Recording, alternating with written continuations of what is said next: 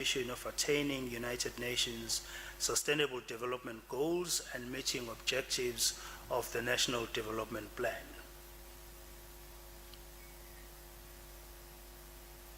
And then lastly, on the 9th of April, again, the President will join the International Association of Women Judges Conference, themed Resilience, Women in Leadership to End Gender-Based Violence and Femicide. The conference will be taking place in Cape Town, and it will be hosted by the South African chapter of International Association of Women Judges, and it's a pivotal event that will bring together judges, legal professionals, and partners from around the world.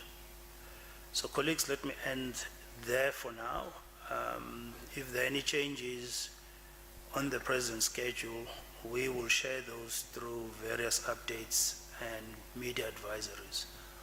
And I'm happy to take questions at this stage. Thank you.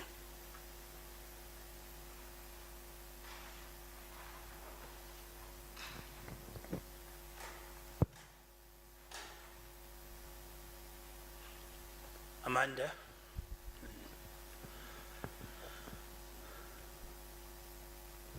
Morning, Mr. Magwinya. Thank you so much for your time. I have 3 questions. The first is, a day or two ago, the US President Donald Trump said South Africa, quote unquote, was on a watch list. Is the President concerned about this seemingly threatening language that's being used against South Africa?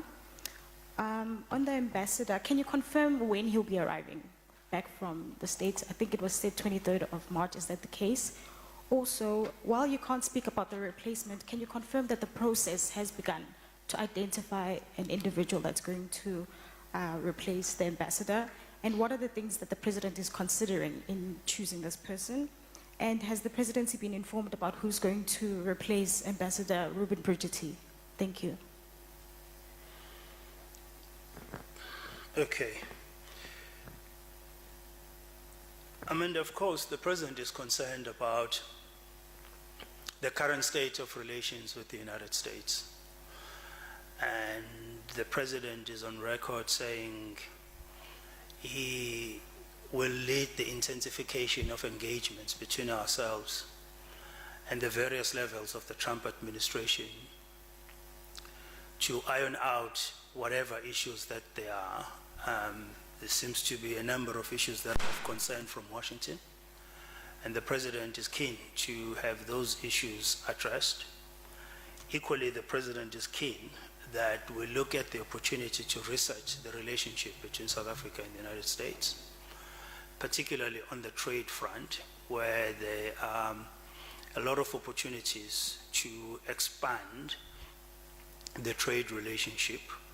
The TTIC is leading a process to look at that basket of tradable goods and look at how we expand it, so that at an appropriate time, when we begin to have escalated engagements between ourselves and the Trump administration, we're able to also take a more forward-looking approach to the relationship, rather than being stuck in a series of protests about things that have been said in the past or things that are being currently said.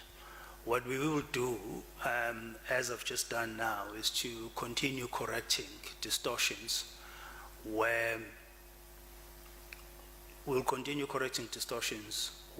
those distortions are being reported from an official level out of the United States.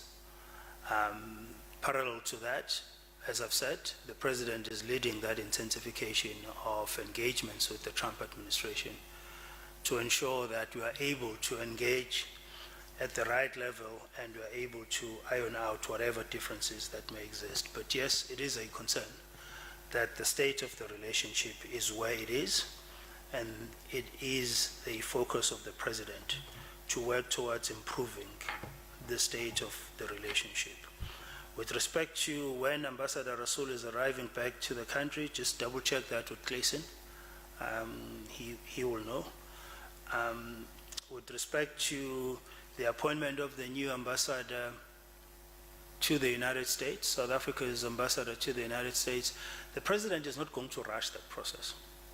He's applying his mind. In fact, the president appreciates the numerous messages that he's received. He's been inundated by messages from people volunteering themselves to be posted in Washington, from people making suggestions of individuals to be considered for Washington. However, the president is going to take his time in considering his options with regards to this appointment. The absence of an ambassador in Washington does not mean the absence of engagements with the Trump administration. Equally, just as you have here in South Africa, the US has not appointed an ambassador yet, but we've been able at various levels of government to continue to have engagements with diplomats from the US Embassy. Similarly, in our case, we will continue having engagements with the Trump administration without an ambassador. It's not a process that the president wants to rush. It's a process that he wants to carefully apply his mind on against the prevailing conditions, as well as against the opportunities that we see further down the line from an improved relationship with the Trump administration. Has the president been told about a U.S. ambassador replacement to South Africa? No, he hasn't. From our own distant observation, the process on the U.S. side is yet to take place formally in terms of a nominee that is presented by President Trump and interviewed or to go through the congressional sort of process. And so we will be watching that process like everybody else, but there's been no formal communication to the president on that process. In fact, there's no need for that formal communication. The U.S. has its own process of appointing ambassadors. They will embark on that process, and we will await the announcement when they've concluded that process. Thank you, Amanda. Kanita. Thank you very much, Vincent. Just to pick up on Amanda's questions, has the president communicated with his party with regards to having these rallies welcoming Ambassador Rasool? And will Ambassador Rasool be deployed elsewhere, or his service as ambassador has come to an end when he returns home? You're saying that the president will lead engagements.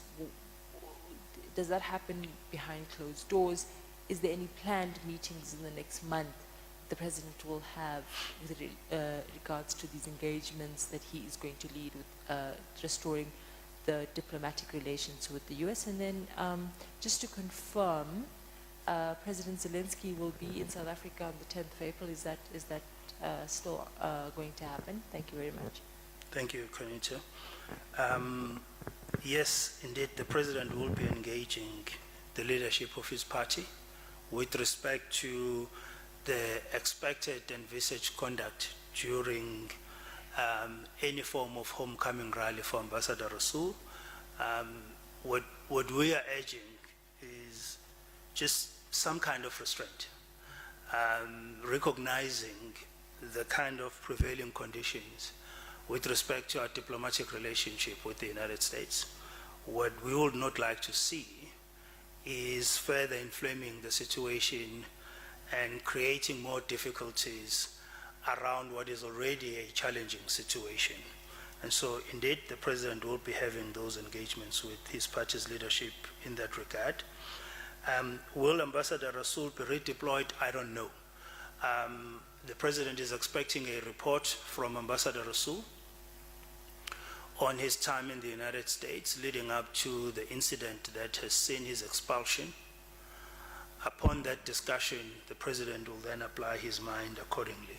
So I can't confirm or deny whether he will be deployed or not.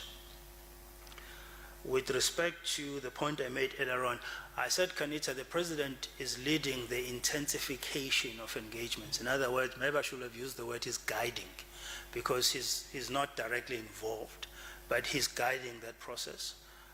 with respect to the kind of outcomes he would like to see, as well as the acceleration of that process. We can't go on for more months with this kind of diplomatic stalemate between ourselves and the United States. The sooner it's resolved, the better it is for everybody concerned.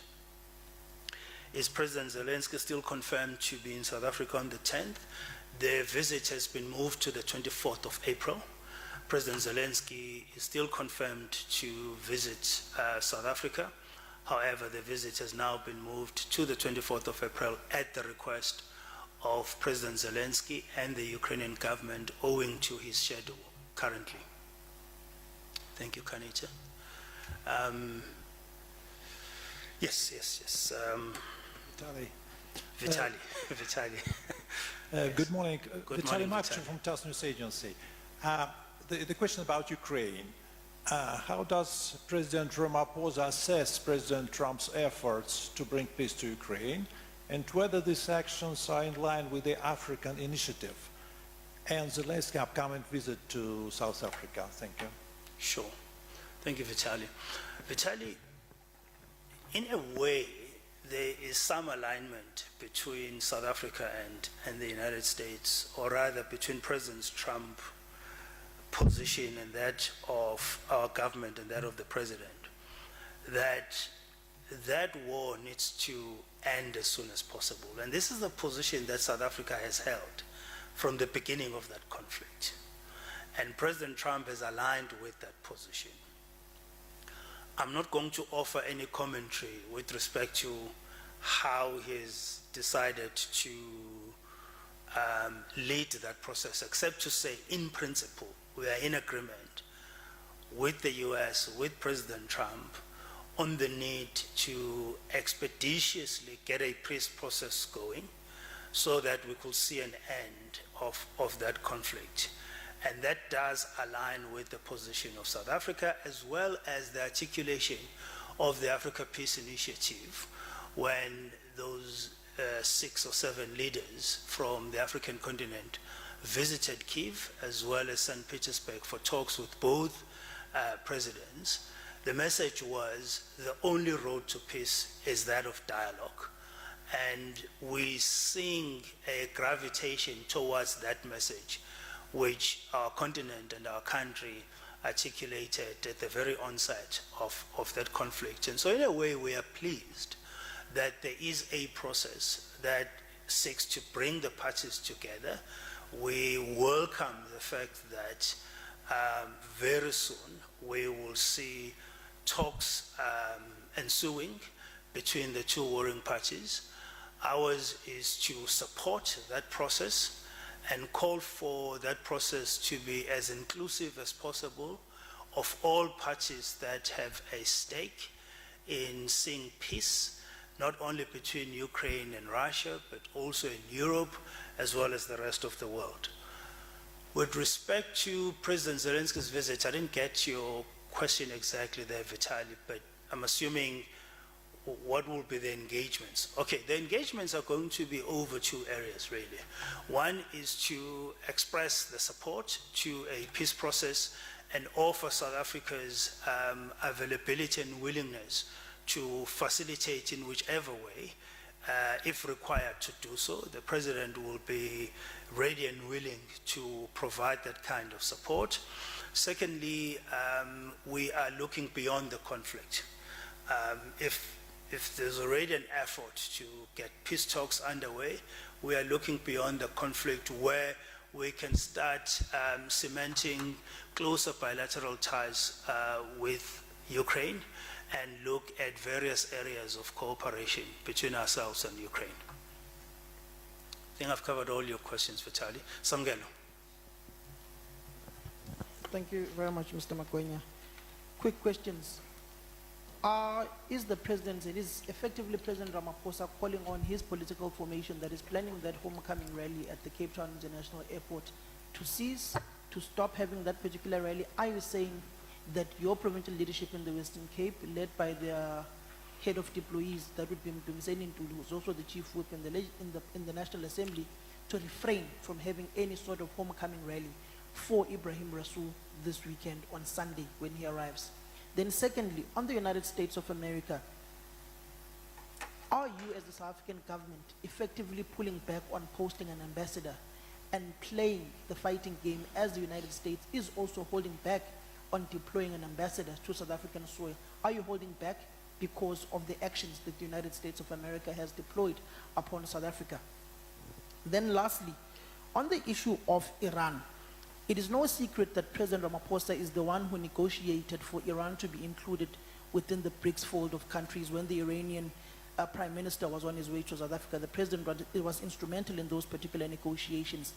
Is President Ramaphosa seemingly leaning more to the Eastern Bloc of countries and moving away from the West? Because if you look at the current political economy of the world, it does look like the Eastern Bloc is the future economically as opposed to the Western countries and to the United States of America. Is South Africa moving closer to the East, looking that China is now our biggest trading partner, followed by the EU as a bloc, then America would come in as third? Thank you. Sure. So the ask is quite simple. The president is not saying to his party, stop having a homecoming rally for Ambassador Rasool. The president is saying, exercise restraint, recognize where we are in terms of our relationship with the United States, support our efforts to resolve this current diplomatic stalemate, do not engage in any action or utterances that will further inflame the situation. It's a very simple ask. He's not asking them to stop welcoming Ambassador Rasool, but he's saying, please, be considerate of what he's trying to manage at the moment, and be considerate of what is at stake with respect to the country's economy, with respect to doing our level best to retain that strategic partnership with the United States, and hopefully even be able to engage in a revised trade framework between ourselves and the United States. That's the ask from the president. With respect to holding back appointing an ambassador, no. We're not adopting a posture of fighting the United States. Our posture is a constructive posture. And so where untruthful things are said about South Africa, we are obliged, we are duty bound to correct them.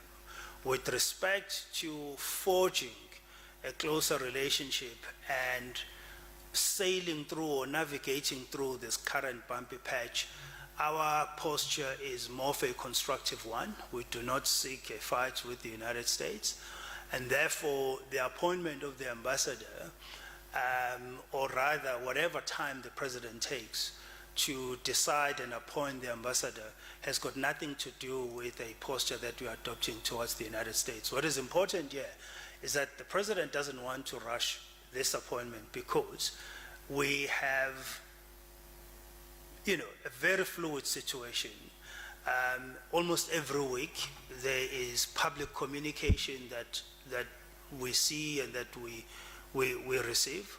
It's going to be important that when the ambassador is deployed in the United States, we are in a situation where there's been some engagements, but at this stage, the president feels that it will be prudent to just take his time, work on the other engagements that we're having, and at the right time, then proceed with the appointment of the ambassador.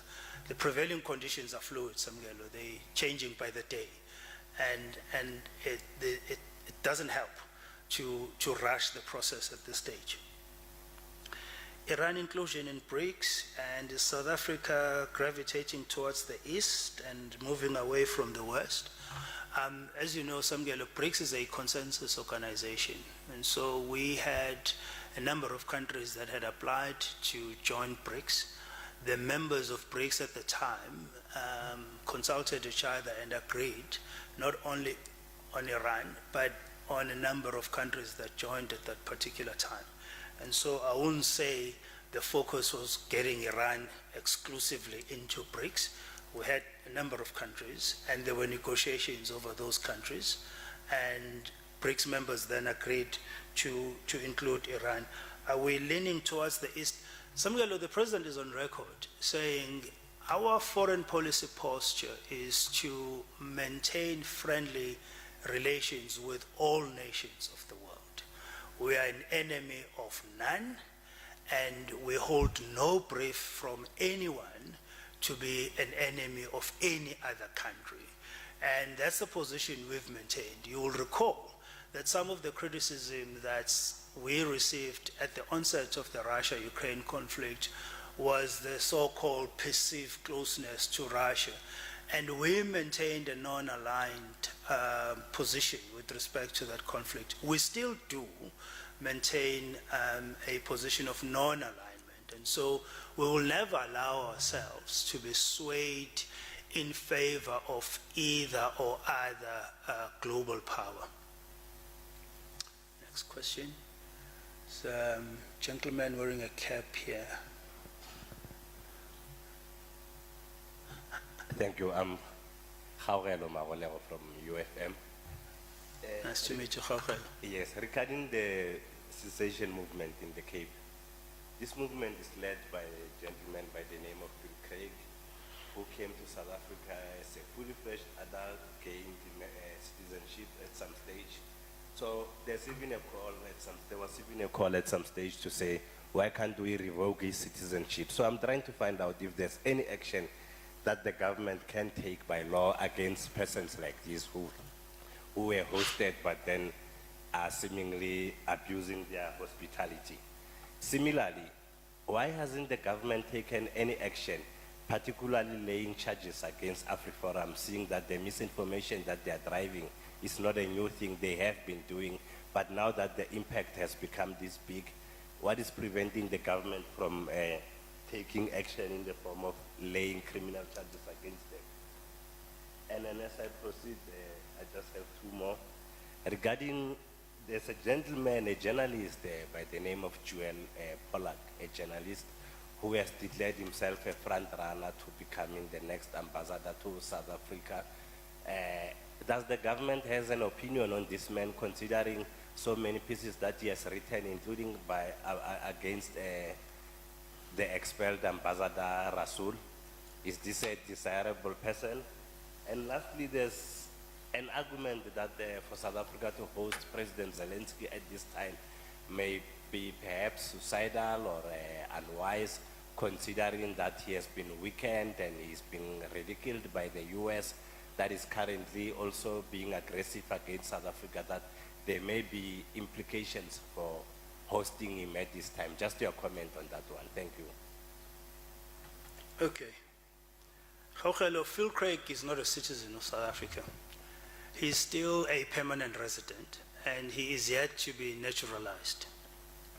So he's not a citizen of South Africa. And to your point, indeed, it is a concern that somebody who's left his own country of birth has come to South Africa to sow seeds of division, as he has been doing. But on the other hand, you will recall that they tried to register for these last general elections, and they couldn't obtain enough signatures. So they do have very limited representativity. What is of concern to us is the sort of perpetuation of distortions about our country. So whoever that will welcome him in the United States will need to know that he's not a South African citizen. He is a permanent resident, and he is yet to be naturalized. It is perplexing as to why he's seeking South African citizenship when his views or his intentions are to divide the country. But having said earlier on, we will not allow him to do that. He can travel the world seeking support for his secession ideas. It will not happen now, and it will not happen any other time. With respect to AfriForum charges, there are other parties that have undertaken to do that. We will observe how that process proceeds. Geopolitical, yes, we've observed with concern that a person that is seeking to represent the United States in South Africa has also engaged in a series of damaging behavior against South Africa.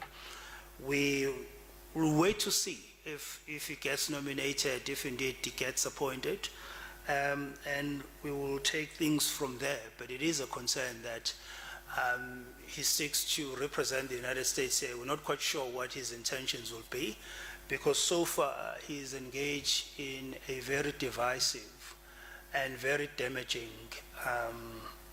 manner towards South Africa and towards South Africa-related issues. Is it suicidal hosting President Zelensky because of the reception he received in Washington? No, it's not. We've been engaging President Zelensky for the past 2 years, if not more, right? And at some point, South Africa was one of 1 or 2, 3 countries that had the capacity to speak to both President Zelensky and President Putin. The United States, up until President Trump, did not have a channel or was not speaking to President Putin, and we were able to have conversations with both of them in terms of the president engaging with both of them. And so we see President Zelensky's visit as a continuation of our efforts to try and bring about a peaceful resolution to the conflict between Russia and Ukraine. It would be disingenuous of us and of the president to suddenly now discard or distance himself from any engagement with President Zelensky, when all along President Ramaphosa has been engaging with President Zelensky, engaging over a need to begin a peace process to resolve that conflict. And so we don't see it that way. However, we see it as a continuation of the engagements we've held. The last meeting they held was in Davos, where they had a bilateral meeting and the visit was confirmed. Last year they met on the sidelines of the United Nations General Assembly, again on a similar theme around a peaceful outcome out of that conflict. And so the only difference now is that that engagement will be held in person on South African soil. That's the only difference, but it's a continuation of a series of engagements.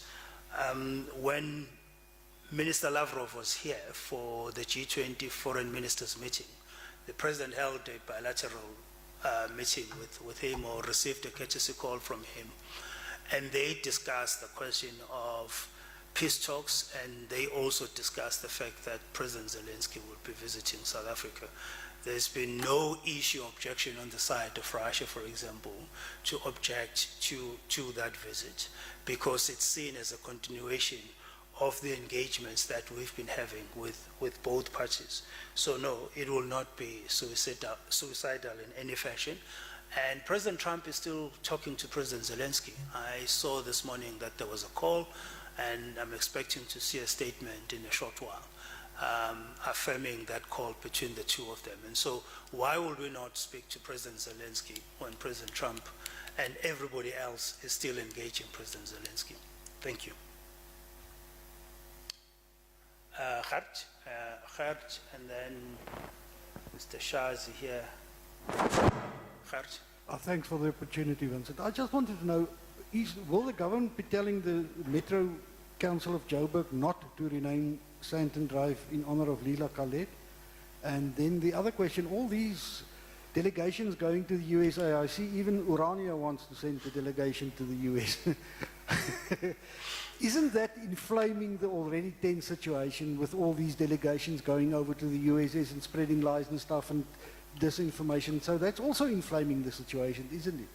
No, it is. It is inflaming the situation, Gert. But on the other hand, our American counterparts will use their own discretion with respect to how they engage parties that are seeking to divide South Africa, that are seeking to return South Africa to a period that we've long past, one that's it's still deeply etched in our DNA in terms of its painful history. And so we'll leave it to our counterparts in the US to decide how they engage these parties. As a government, we can't stop people from boarding an aeroplane and flying to a destination. But at the same time, we will reiterate the message that these groups who are heading to Washington do not represent the majority of South Africans, whether it's the Orania movement or it's AfriForum or it's this independence, Cape independence advocacy. They do not represent the majority of South Africans. In fact, even AfriForum does not represent the majority of Afrikaans-speaking South Africans. We know that for a fact. So it's up to them how they receive these delegations. But yes, it is a concern for us. What we'll rather have is have people engage here in the country over whatever issues that they may have. But we take comfort in the fact that the majority of South Africans have rejected the divisive stance that has been taken by these organizations. Is the government telling the city of Joburg not to rename Sandton Drive? No, that's not the tone we are taking. We are operating within the constitutionally provided intergovernmental cooperative framework here. And we are saying to our colleagues in the city of Joburg, we have a major diplomatic situation that we are managing and that we need to manage. Please support us, cooperate with us in managing this situation. Do not engage in any action that will further inflame the situation.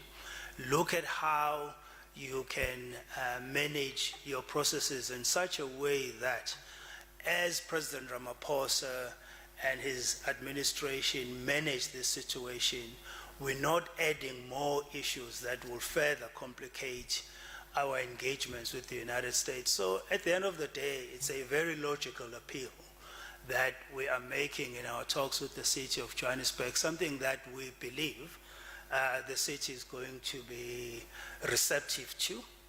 We have no reason to believe that the city will not heed our plea in this regard. Everybody who's observing what has been happening can realize or does realize that there's a lot at stake. We are dealing with a very unusual sort of diplomatic challenge, and we need to do so in a manner that is not undermined by other areas of government or other formations of society, because we all have something to lose here. If this relationship breaks down with the US, we all have something to lose, and so nobody can behave as if they are an island and they're not going to be impacted in some way or the other. Oh, yes, sir. Thank you so much for the opportunity. It's Michael Mbewe from the SABC's Channel Africa. Mr. Magwenya, I'll start by commenting, quoting a quote by Geoffrey Sachs. I think you're familiar with him. He was addressing the EU Parliament immediately after being kicked, Zelensky being kicked out of the White House. He was a former Democrat senator, and I found it very concerning with this quote where he tells the EU that the wars we are witnessing were pre-planned by the US 30 to 40 years ago. The wars in Syria, Afghanistan, Libya, Sudan, Somalia, and of course the Ukraine. One wonders why the world at large is failing to stop the US with its continued impunity, and how can SA, along with other nations, mobilize at the UN Security Council to call on the US to stop supporting wars, conflicts, and arming sides. We see the devastating effects that these wars are causing in Palestine, and then also in just here in Africa, in DRC, and also in Sudan. My second question is if the diplomatic role between the South African government and US goes further down, is South Africa ready to move on without the US? Let me start with your last question. We will get through this bumpy patch with the United States. That we're quite certain of. there's not going to be a time where we're going to move on. No. Remember what I said earlier on and what the President is on record having said before. We seek to maintain friendly relations with all nations of the world.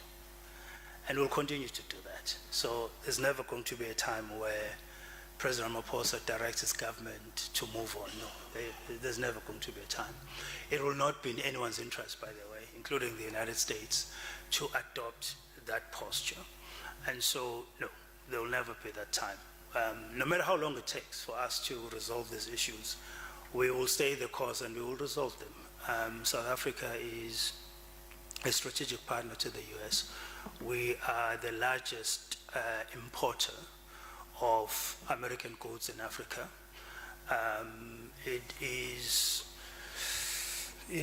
impossible to imagine a world where South Africa and the US do not have a constructive relationship. And so we see this as temporary, and we see this as an opportunity to reset the relationship. And so there's never going to be a time where we say we're moving on. Your first question is more of commentary than a question. So I'm not going to comment on what Jeffrey Sachs said. Everybody knows who he is and knows his views.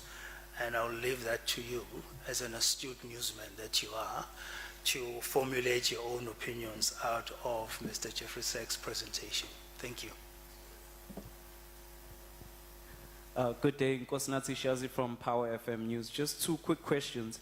The Democratic Alliance has requested President Cyril Ramaphosa to send a GNU delegation to the United States.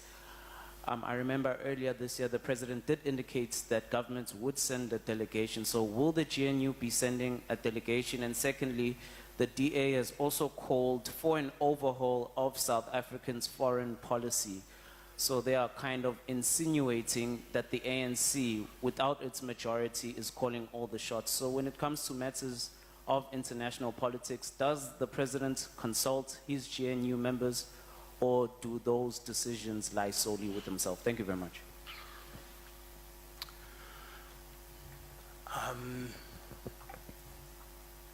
We don't know what's wrong with South Africa's foreign policy. Maybe at some point the DA will point that out and will articulate it a lot better. Recently, Mr. Shazi, you'll recall, the President hosted two presidents of the European Union. One European Union Council, and the other one, the European Union Commission. And several agreements were announced, including an investment of over 90 billion rands. And so a country that could be said does not have a proper foreign policy will not be engaging at that level with continental Europe. I'm just giving you one example, right? If you look at the spread of our trade relationships around the world, again, they demonstrate a country that has a very solid foreign policy, a country that is very consistent with respect to how it implements and manages that foreign policy. We have a bumpy patch with one country. It therefore cannot be said that because of that bumpy patch, our foreign policy requires overhaul. I think what is important for everybody to recognize and accept, including the DA, is that foreign policy remains in the remit of the President's responsibility. Should he decide that he wants to share that responsibility with anybody, he will do so. But at this stage, there is no evidence that says our country's foreign policy is counterproductive to our national interest. There's no evidence to that effect. And we're not going to engage over the overhaul of foreign policy just because we are going through a diplomatic bumpy patch with one country. That we're not going to do. We're going to focus, obviously, on resolving that diplomatic issue, as I've said, and as the President has said numerous times, but that doesn't call for a revisit of our foreign policy. With respect to the president dispatching a delegation to the United States, we've said again, the timing is not ideal at this stage. The president is on record saying he does not want to send a delegation to the US that will go to explain ourselves. There's nothing we need to explain. There are no land grabs in South Africa. We're not engaged in any sinister relationship with any country. And we believe, by the way, all these issues are known. Contrary to what gets communicated, we believe these issues are known. So the president feels there's nothing that we need to explain. What we need to do is to look at how we take the relationship forward with the United States. If they have concerns, we can address those concerns, but we are more interested in researching that relationship. It would be more prudent when we have something more substantive and tangible in terms of a trade deal proposal for a delegation to then go to Washington and place that trade deal proposal before the Trump administration. But to just send a delegation now to do what and say what? You know, when some of these issues that have been raised via social media are issues that we believe are known. There are no human rights violations taking place in South Africa. I was in Cape Town recently with the president, and often I exercise by walking along the promenade, the Sea Point promenade, and the president does the same, but we do it at different hours because it's time to kind of distress and relax. And one of the things you observe when you're walking on that promenade is the amount of foreign nationals that are visiting South Africa. I mean, you hear through accents as you pass people, as they pass you. When you go right towards the end, there's a place called the Saunders Rock Beach, which on a Monday morning or a Tuesday morning, you will find packed with people of all races, of all nationalities, enjoying the beauty and splendor of Cape Town and South Africa. So in a country where there is victimization and human rights violations against a particular race, you will not see that.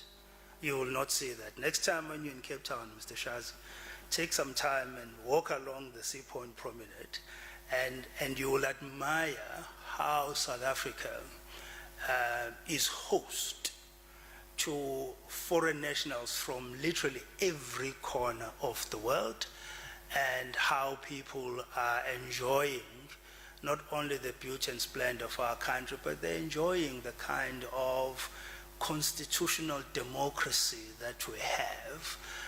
I'll even go as far as saying they're enjoying even constitutional democratic protections that our Constitution offers. And so we don't need to over-explain that part, but we are interested in engaging over a substantial new trade deal proposal and engage over how do we take the relationship forward, engage over areas of alignment that you already have with the United States, and we do have a couple of them where there's a great deal of cooperation between ourselves and the US, and we want to take that cooperation forward and even further. I think I've answered all your questions, Mr. Shaz. You happy? Okay. Colleagues, I think that brings us to the end of this media briefing, and I've held you for longer than I promised, so you need to now rush to GCIS. Thank you.